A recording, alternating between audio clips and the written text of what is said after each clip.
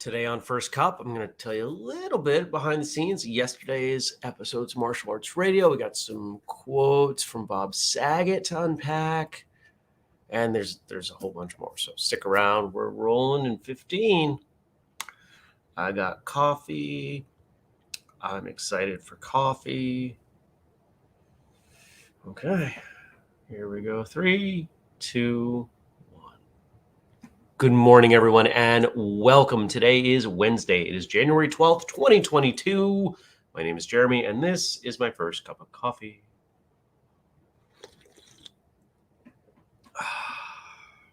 It's so much warmer. It's like 7 degrees out. When I went to bed, it was like 7 below. It's so much warmer. Good morning, Stacy. Good morning, Dennis. Good morning, Tommy. Dennis is literally making his first cup. And of course, good morning to all of you, whether you were watching live later or perhaps listening. Thanks for joining me. Good morning, Daniel. It is cold. Not going to lie, it's cold in here. You know, one of the things that lets you know you have maybe not the best windows, ice on them. Yeah, I got a couple of those. They're all old ones, old windows. There's no ice on that one or ice on those. But good morning, Jenny. But that's okay. Because when it's, very cold, I don't mind a little ice on the window. There's ice on the roof. As I was getting ready for bed, I noticed there's a little bit of a snow and ice overhang on the back of the house right there that I can see. Well, if it was light, I could. And there was a really bright, it's not a full moon, but, wherever we are in the lunar cycle.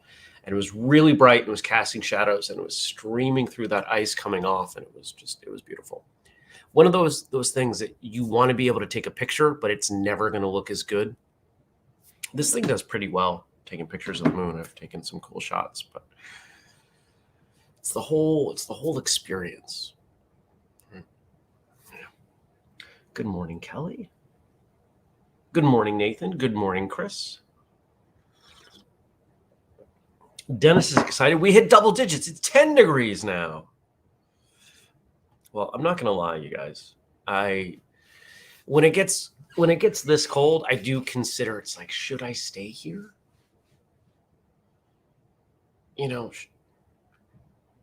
Should I? Because it's cold.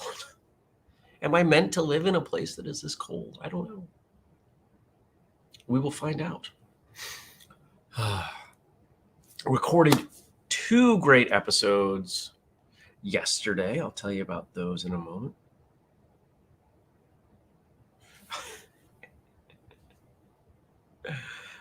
Daniel says, just a quick visit for me today. I'm going to listen to our Prime Minister ripped a new one. You guys are having some fun stuff going on over there. There's fun stuff going on everywhere.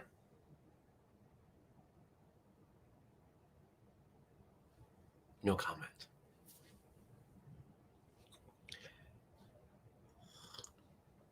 Why no comment? Ask me in person and I'll tell you. I don't, one of the things that continues to blow my mind is that good morning, Eric, when someone has a platform, any kind of platform, people care what that person thinks about everything.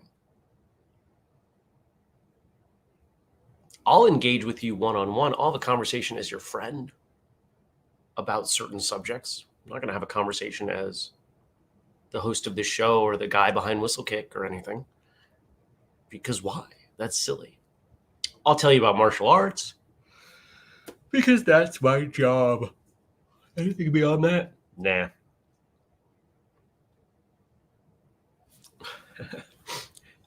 Chris says, next year you could do the Snowbird seminar series when it's cold, teach somewhere warm. I would love to. I tried. But we're finding that it kind of has to, we got to build something here with this, like anything else. 3, 4, 5. I'm running down through the list. I think the back of the shirt has 6 dates. and talking with people for some others.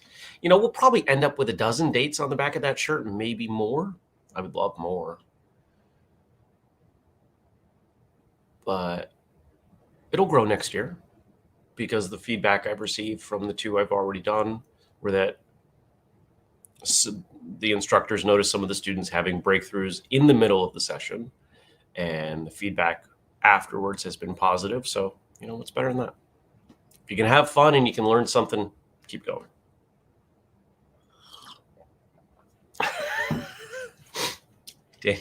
Daniel says, don't take this personally, Jeremy. Your opinion of UK politics matters very little. I understand. Although is interesting as an outsider's perspective.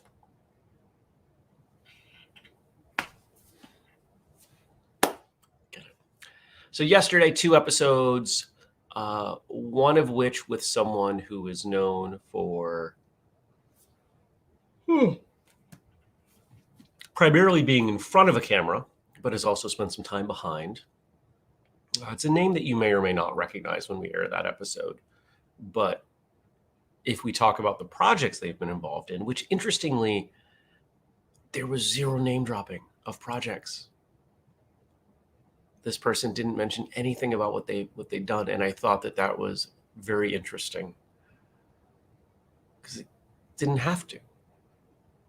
It wasn't about that. It was about who they were, and it was one of the interviews I've done recently that I really enjoyed. I think it came out great. It was much more conversational than some of them have been. And the second one I did yesterday was similar, a very different tone. This person has some experience producing content. Some of you will know the name when we air. But both of them, we started the episode when they first came on the line. And I love when I get to do that, because there's such a different tone to the first probably 20, 30 minutes. If we have to stop and start, most of the guests are a little nervous.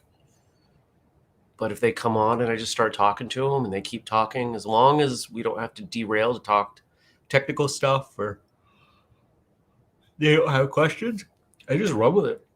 And it's sometimes it's 15, 20 minutes later and they're like, wait a second, is this the episode? I'm like, yeah, why not? I'm like, okay. And we just keep talking. Bit of trivia. No one will get this. What was the first episode where I did that? Where I didn't have a formal start? Do you know? Do you remember?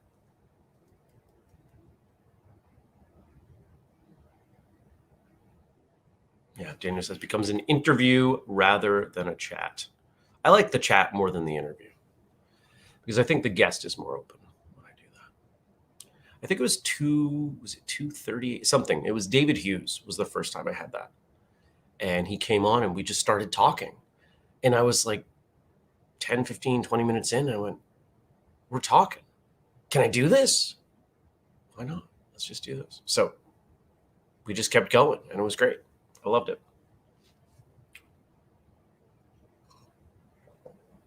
I try to get better. I try to bring you guys, an ever evolving, hopefully improving show. We got some cool stuff going on in the background to make martial arts radio better. Tommy says it goes by amazingly fast.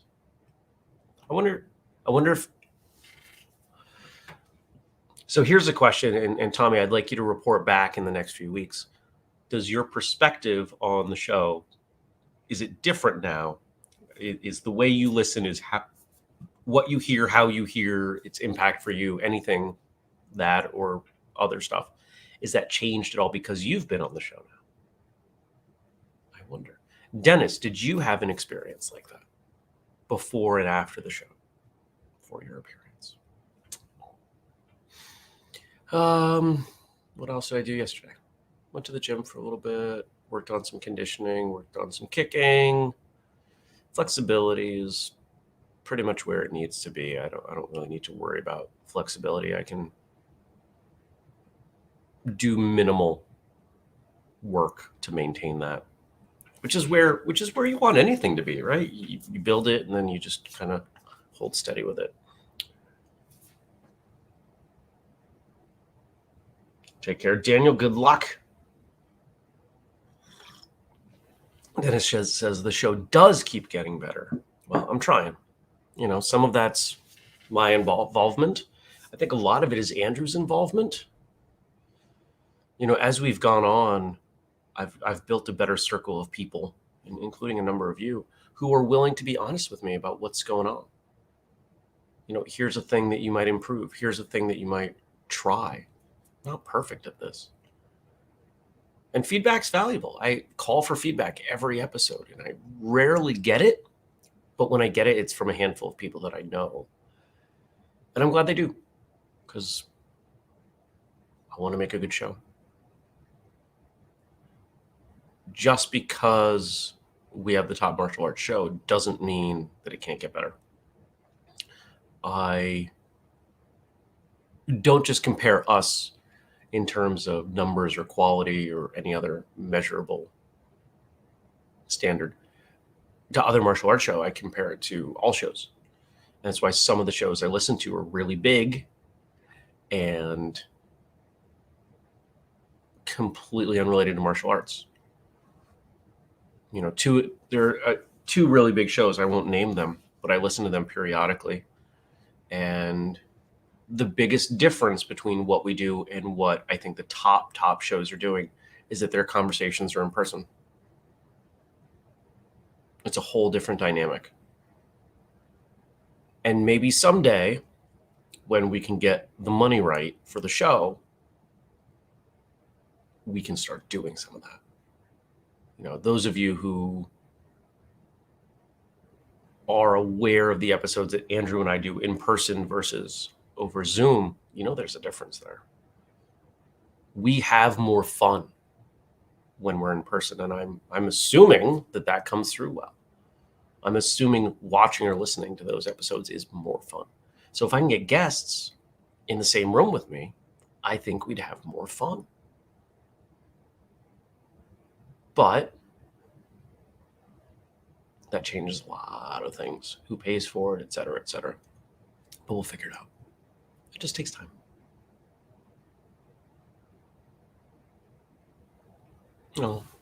Tommy says, I know the response has been amazing and quite and really humbling, seeing my quotes and stuff. I remember when we started doing the quotes, the graphics for the episode. It wasn't that long ago, a year ago.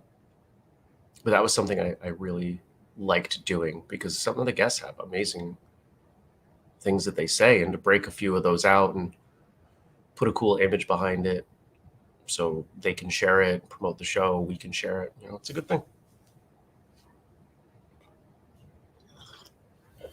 Stacy says it does come through when you are in the same room. That is good to know. Good morning, Andy.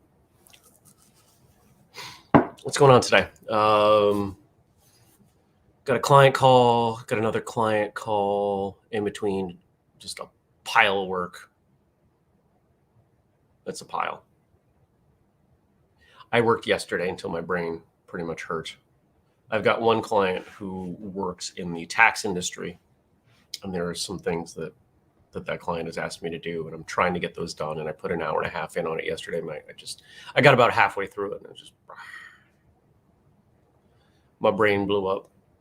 And I'm looking at the house, and it's like, oh, there's a thing to do, and there's a thing to do, and there's a thing to do, and there's a big box of things to do.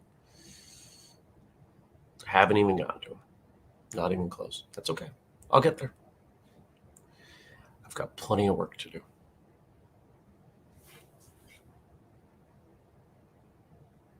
So Dennis has some feedback on the show. And for those of you who don't know, Dennis was on a few years ago. I'm trying to remember what episode. Maybe one of you can look that up for me. Most definitely, I thought the show to be formal interviews before you invited me on. Ours started pretty much as you described.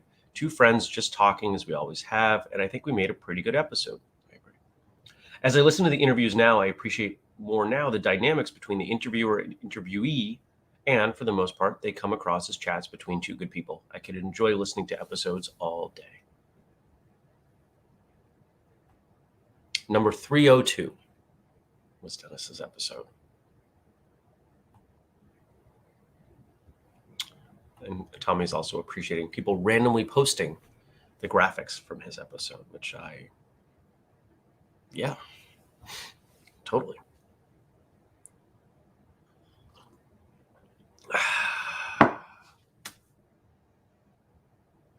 I'm just thinking.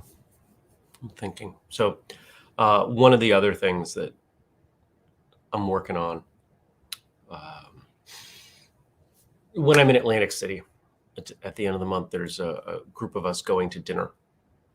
And I said, I want to dress up. I haven't put on a suit in years.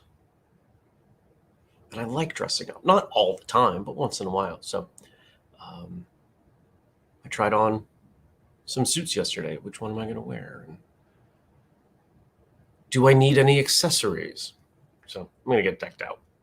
If you see me in Atlantic City, you're probably going to say, whoa. Yeah. Going all in on this. All right. We've got some quotes here, courtesy of Frank. As always, thank you, Frank. I appreciate you. And to the rest of you, remember, if you've got stuff you want to contribute to the show, which I always value, facebook.com/firstcupwithjeremy. I'm going to read these slightly out of order from what Frank put through here. This past Sunday, comedian Bob Saget passed away, which bums me out more than I would have thought. If you had asked me a few years ago, hey, how are you going to feel when Bob Saget passes away? I'd be like, I will be sad that someone has passed away. I don't know him.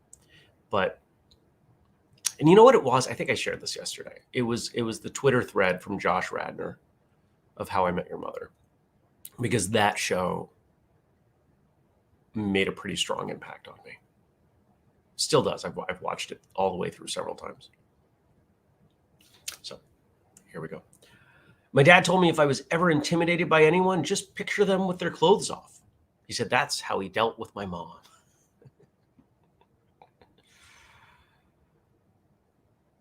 I've never really been nervous speaking in public. And I think that's because of the number of times that I competed in public in front of a lot of people.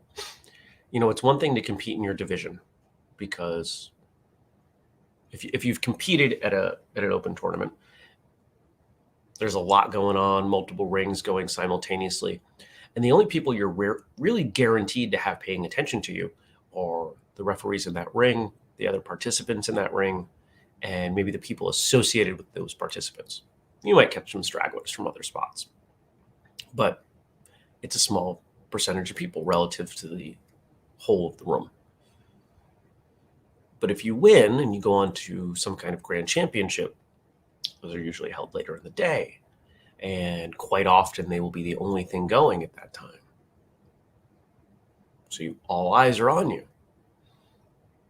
I learned how to work through that. So speaking in public doesn't really faze me. In fact, given the circumstances, I really enjoy having the attention on me, which is odd given that I am an introvert. But lots of contradictory personality traits going on here.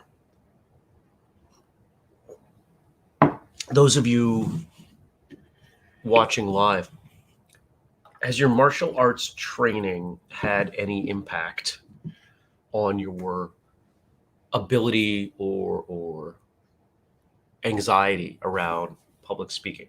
Because I don't know if you know this, but public speaking is like the biggest fear people have.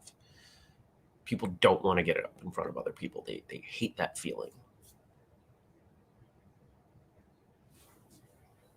Oh, so there's conversation going on here about what I'm going to wear. Dennis says, a nice satchel, and you'll be all in. Stacy's suggesting whistlekick briefcases and gear bags. I have a whistlekick gear bag. We've done short runs of those in the past. Take care, Andy. Stacy says, I am a total introvert, but when it's time to break or compete, it's game on. I used to be terrified. Exactly. Perfect. And that's the kind of thing that I would expect. Maybe not, embracing it, but at least less concern of it. And it's one of the things I think is valuable about competition. Here's a thought. There is a contingent of the martial arts community that is very passionate about training for real world application. One of the things that derails people in a real world self-defense, life or death scenario is adrenaline. People get stressed out. Things are happening around them. And there are plenty of examples of people not being able to do what they need to do because adrenaline gets in the way. What's a really safe way for a lot of people to find comfort in that adrenaline? Competition. Just because what you do in competition isn't directly applicable to the real world, we'll say, does not mean that competing doesn't have value. And I wish people were a little more willing to look at elements of training exercises or just martial arts instead of saying it had to be all or nothing. If it's not 100% full force, you're actually going to get stabbed if you miss training, then it's not valuable. I think that's dumb. I really do. All right. Next quote.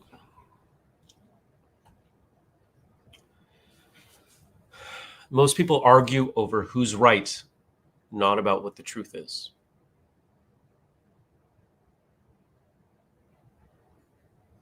I find that quote to be very apropos. And even though it's the second time I read it, because I read these just before the show, it depresses me immensely.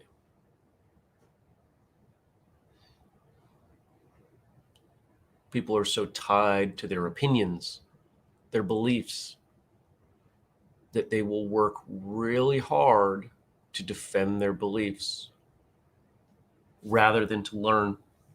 How do you learn? How do you learn that you might be wrong? You have to be open to the possibility that you are wrong. If you don't think that you are wrong, or don't think there's a better way, or don't think that you could find an improvement, nothing I do will do that for you. I could show you video or data or have a powerfully articulated argument. But if you won't even consider that there is space between where you are and the truth, you'll make excuses.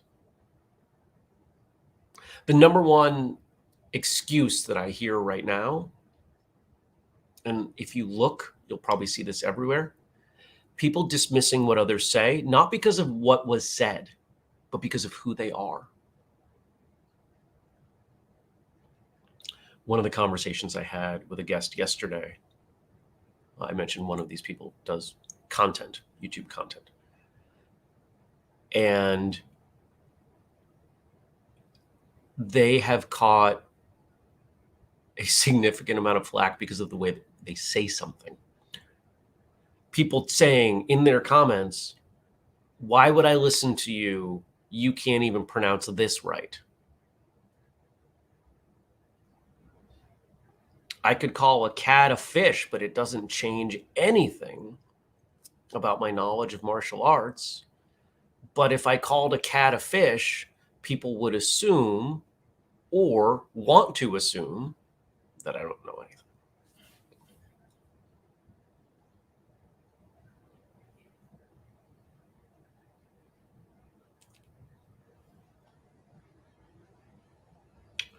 A lot of discussion going on here about being an introvert and competition. Stacy says, no board or brick will ever attack me, but I sure as heck know what it feels like to hit something. That's real world application. Yes.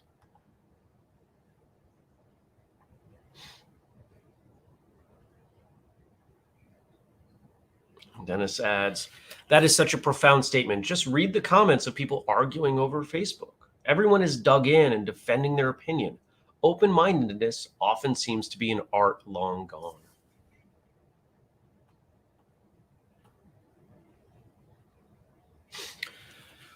Over the last few weeks, I've put up some posts kind of publicly exploring my, what I guess I would call open-mindedness, my willingness to hear different opinions on delicate subjects, because that's how I learn. And what I find interesting is that my willingness to put out a thought that is not fully formed in an effort to solicit feedback so I can help to understand. There was one that I put up, was it yesterday, day before? All opinions have equal value. And I knew that there would be people that would disagree. And I wasn't entirely in agreement with what I said, but I knew there was something there that I was trying to figure out, and having other people contribute to it would be helpful, and it has been. So if you want to read that, you can find that. Most of my posts on Facebook are public, so if you're watching or listening and we're not friends, you should still be able to read them. When someone contributes their opinion, there are different things that I might find valuable. If you tell me that a cat is a fish, I've learned a great deal about you. That opinion is of tremendous value to me because it means there are all kinds of things that we're not going to do. I'm not going to get in a car with you. I am not going to engage in a business relationship with you. Your grasp of reality as I see it is different enough that we're not going there, right? Like there's a lot of value there. People confuse value for valid.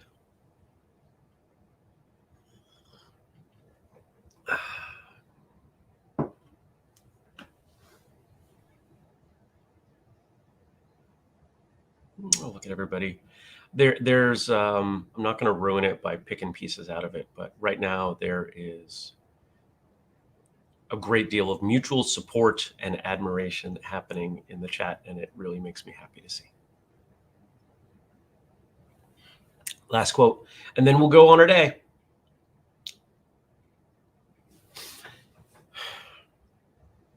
Kindness isn't just a virtue, it's a necessity.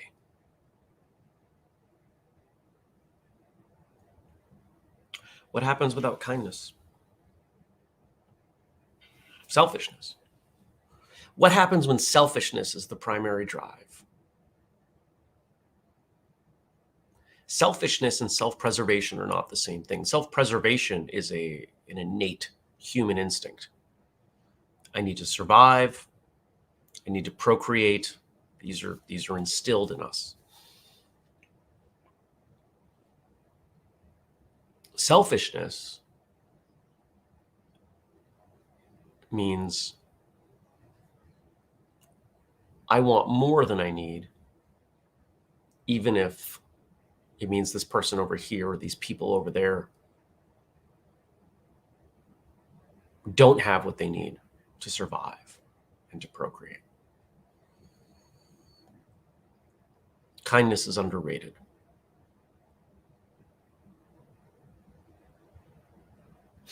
There was, where did this come through? I saw this on social media yesterday. And it was, I'm not going to quote it because it was too long to quote, but the gist was public school teacher invited a Buddhist monk to come in and talk to their class. And the monk came in, and the teacher had been expecting the monk to offer some big thought on making people's lives better, some dramatic thing about self-sacrifice. But what the monk actually talked about, whether or not this was real, doesn't matter. good illustration of a concept. Hold the door for people. Say thank you. Do all the little things, all these little acts of kindness that don't happen as much anymore. Those are the foundation. Those are the things you can do. No one is ever so crunched for time they can't hold a door.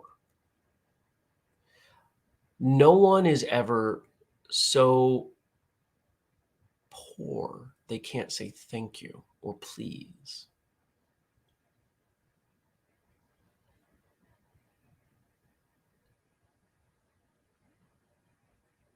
It's the little stuff.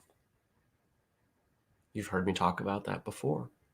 Whether it's, the 1% mindset or, 12 months to health or whatever. It's little stuff done consistently that lead to real change, real value. Everybody's looking for the big steps, the shortcuts, the hacks. They don't work out. The opportunity cost of that mindset is that you're further behind.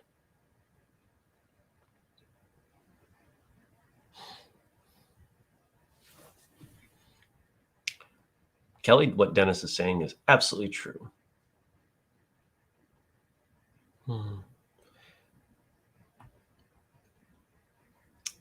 Stacy says, I once did an art exhibit where I invited people to write what they were going to do to build a more peaceful world on the walls in Sharpie.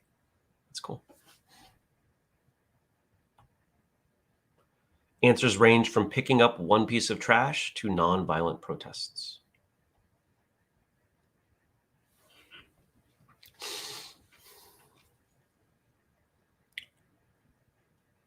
Do what you can with what you have, where you're at. I can do this show. I can do the things I'm going to do. I can try to put a little bit of positive back into the world. And I can try to do a little bit more than my quote unquote share, my part. If everybody did that, we'd be fine.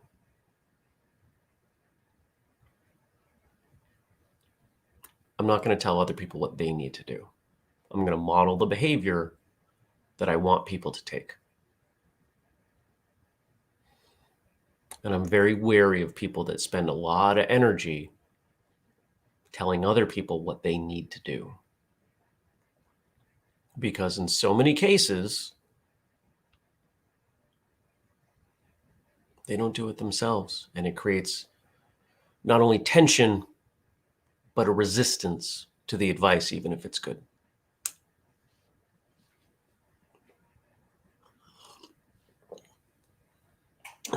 Thank you, Stacy. Yeah, it's 4 degrees out now.